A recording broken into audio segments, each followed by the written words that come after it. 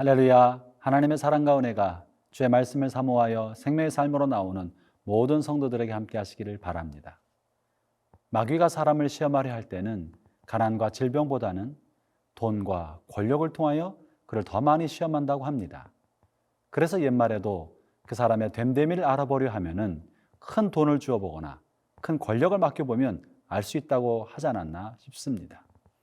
오늘 본문에서는 이 다니엘이 어떤 사람인지, 다니엘 마음속에 무엇이 들어있는지, 다니엘의 진짜 됨됨이를 알 수 있는 또 하나의 중요한 사건이 실려 있습니다. 오늘 보면 다니엘서 2장 24절부터 35절의 말씀을 들어보겠습니다.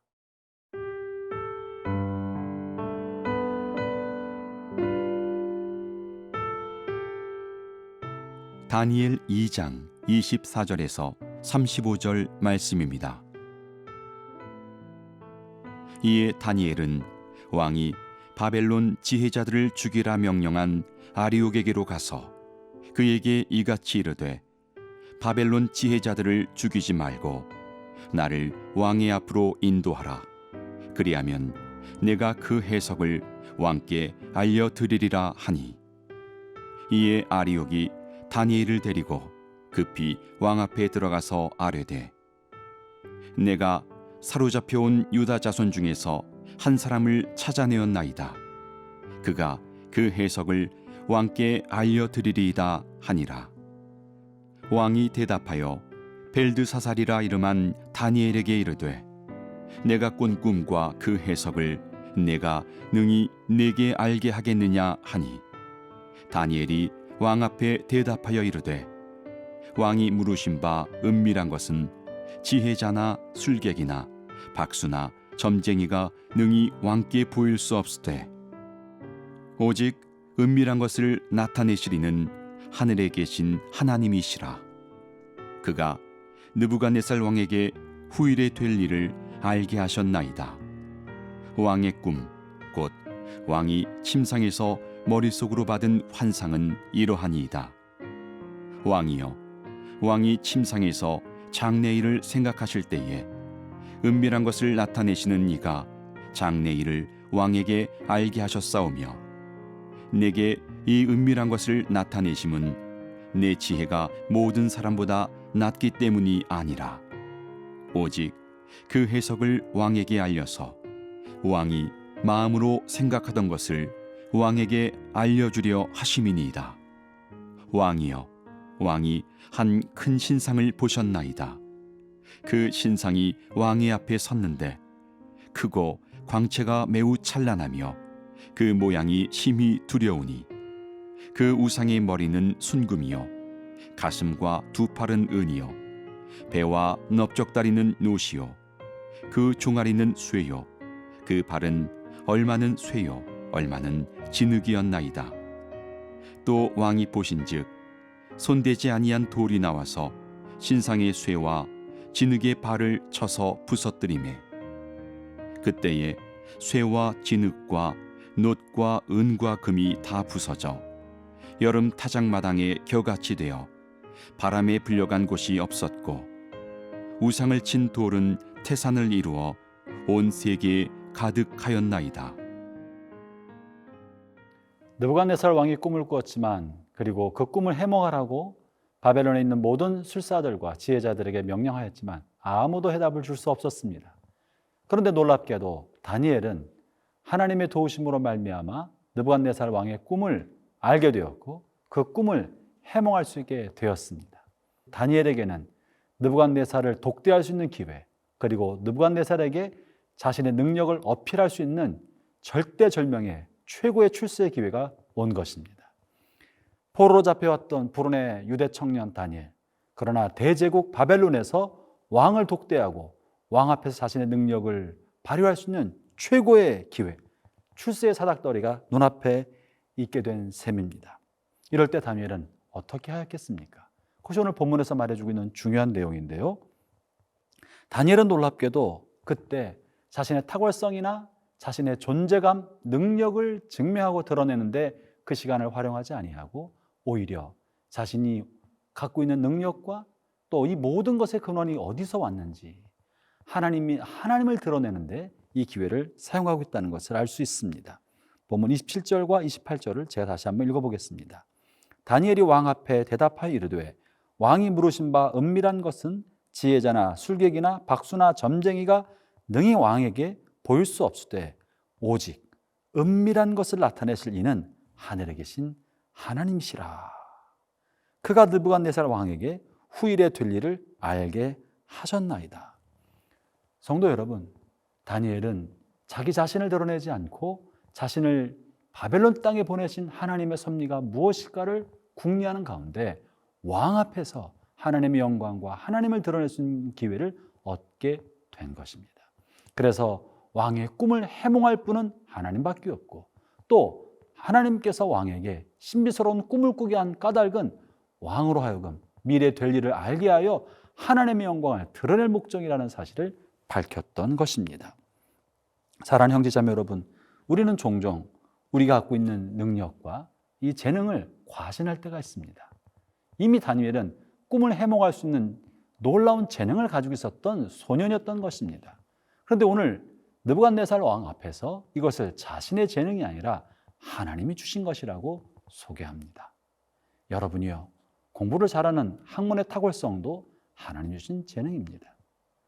사업가들에게는 돈을 벌 수 있는 재능을 주어서 어떤 사람은 다른 사람보다 더 많은 돈을 버는 사람들이 있습니다. 어떤 사람은 무슨 사업을 하고 어디서 사업하면 돈이 될 만한 일을 알아차리는 그런 분들도 계십니다. 혹 어떤 분들에게는 음악적 재능을, 어떤 분들에게는 미술적 재능을 주기도 하고 다양한 기술적 재능을 주기도 합니다. 그 모든 것은 개인의 탁월성이 아니고 내가 만들어낸 것이 아니라 하나님이 주신 것이다. 하나님이 나에게 이런 재능을 주셔서 이렇게 할 수 있게 됐다라고 하는 것이 다니엘의 고백이고, 다니엘은 그 고백을 하나님께 영광을 돌림으로 자신의 능력을 감추었던 것입니다. 형제자매 여러분, 여러분이 갖고 있는 모든 재능, 삶의 환경과 능력을 하나님의 영광의 도구로 삼기를 바랍니다. 그렇지 않는다면 우리는 나 자신의 재능을 과신하고 교만하다가 나도 모르는 덫에 빠져서 영원한 나락으로 추락할 수도 있습니다. 그러나 우리에게 모든 재능을 주신 그 하나님의 영광을 생각하면 늘 나 자신의 삶의 자리에서 겸손하게 하나님의 영광을 위하여 살 수 있는 것이죠. 오늘 하루 사는 동안에 우리 잘난 척하지 맙시다. 난척하지도 맙시다. 뭐가 된 사람인 것처럼 으쓱거리도 맙시다. 그저 어떤 자리든지 나를 통하여 하나님만 드러나시는데 집중하며 살아가는 복된 하루 되기를 바랍니다.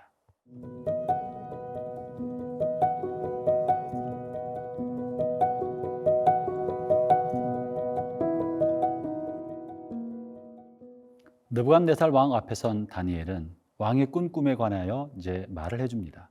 본문 31절부터는 느부갓네살 왕의 꿈에 대해서 다니엘이 설명해 준 그의 꿈의 내용입니다. 어떻게 사람이 다른 사람의 꿈을 알아맞힐 수 있겠습니까?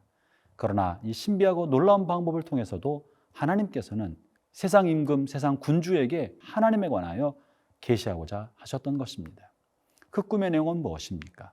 거대한 신상이 있었고 그 신상의 머리는 금으로 되어 있고 그의 가슴과 두 팔은 은으로, 배와 넓적 다리는 노스로, 종아리는 쇠로, 그리고 발과 다리는 쇠와 진흙으로 되어 있는 거대한 신상의 모습을 보았다고 설명해주고 있습니다.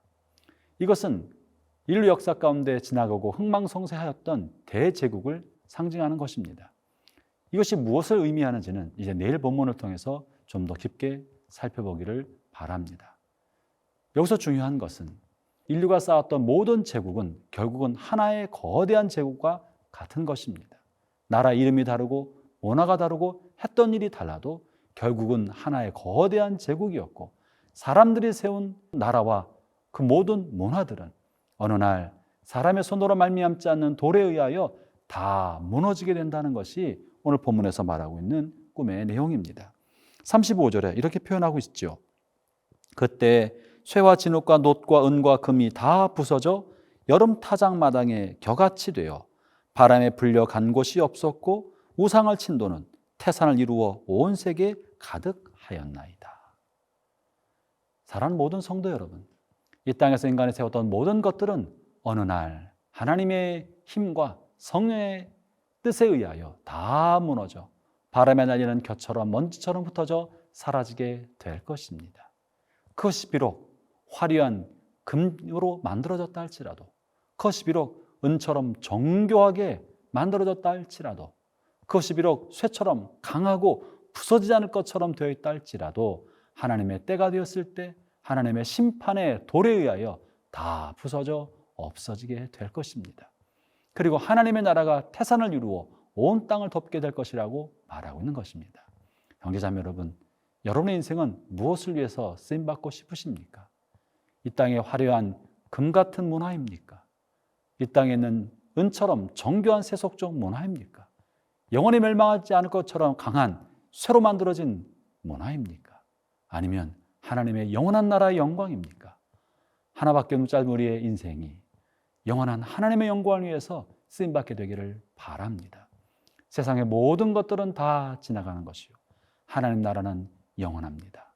오늘 하루 살아가는 동안에도 우리의 수고와 우리의 삶의 모든 자락과 우리가 걸어간 인생의 모든 발자국이 영원한 하나님 나라에 잇대어 있기를 주의 이름으로 축원합니다.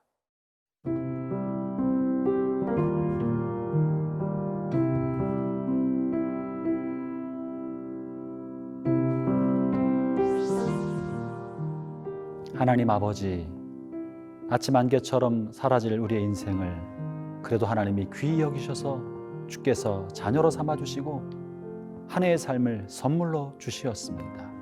올 한 해도 우리 남은 모든 시간도 이 땅에 썩어 없어질 부귀와 영화와 재물과 권력의 마음을 빼앗기지 않고 영원한 하나님 나라의 영광을 위하여 살아가는 저희가 되게 하여 주옵소서.